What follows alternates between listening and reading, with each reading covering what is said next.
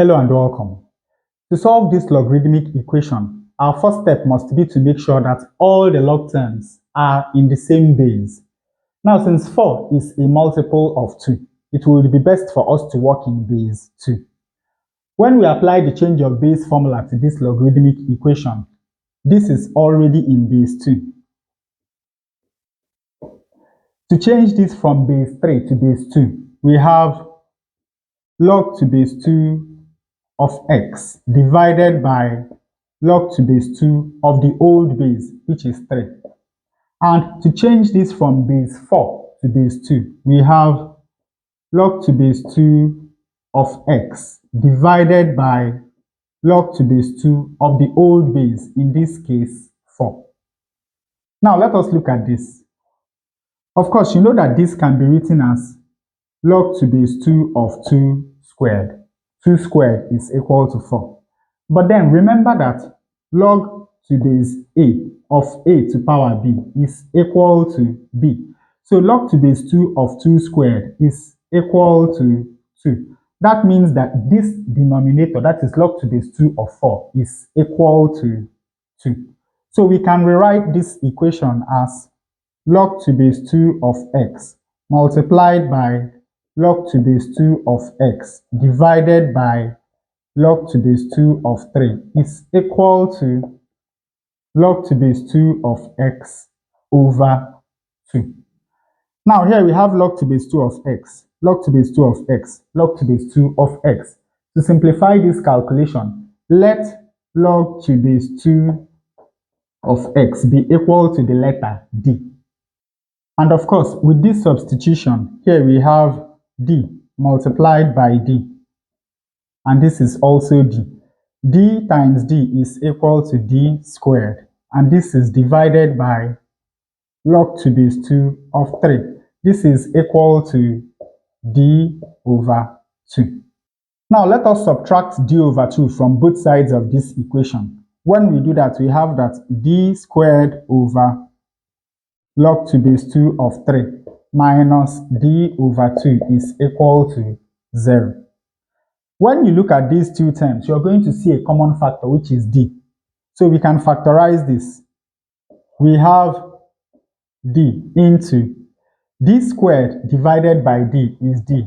In the denominator, we still have log to base 2 of 3. d divided by d is 1. In the denominator, we still have 2, and this is equal to 0. Now, of course, you know that this equation simply means that either d is equal to 0 or this is equal to 0. So we have that d is equal to 0 or d over log to base 2 of 3 minus half is equal to 0. And of course, when we add half to both sides of this equation, we have that d over log to base 2 of 3 is equal to half. Now, if we multiply both sides of this equation by log to base 2 of 3, we have that d is equal to log to base 2 of 3 divided by 2, which can also be written as half times log to base 2 of 3. And of course, you know that we can apply the power rule to this. We can take up this multiplier to become the exponent of 3. When we do that, we have that d is equal to log to base 2 of 3 to the power half.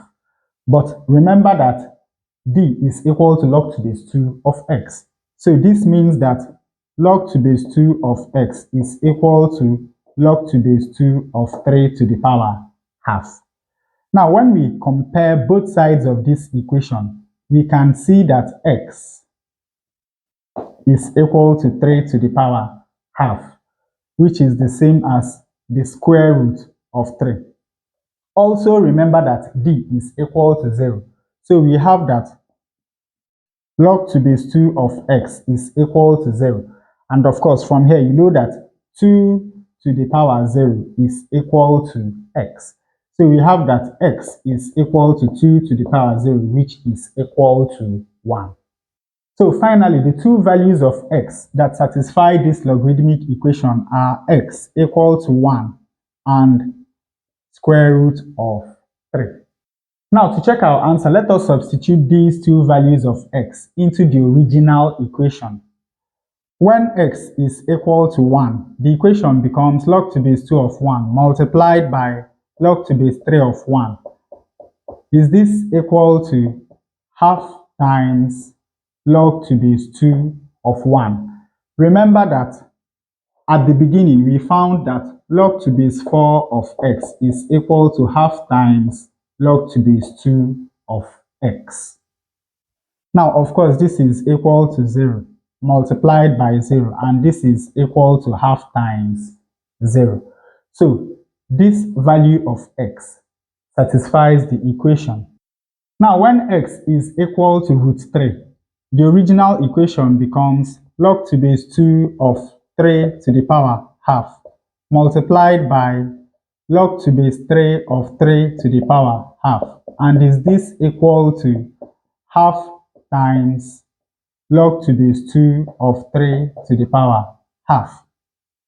Now, when we apply the power rule to this term, of course, you know that we can bring this down to the front. When we do that, we have half times log to base 2 of 3. Log to base 3 of 3 to the power half, of course, is equal to half. So this is multiplied by half. Now, is this equal to, once more, applying the power rule, we can bring this down to become a multiplier. When we do that, we have half times log to base 2 of 3. Now, half times half is 1 over 4 times log to base 2 of 3. And of course, this is equal to 1 over 4 times log to base 2 of 3. So you can see that when x is equal to root 3, the left-hand side is equal to the right-hand side, meaning that this value of x also satisfies the original equation. And with that, we come to the end of this tutorial. I hope you learned something new. If you enjoy such content, please subscribe to the channel.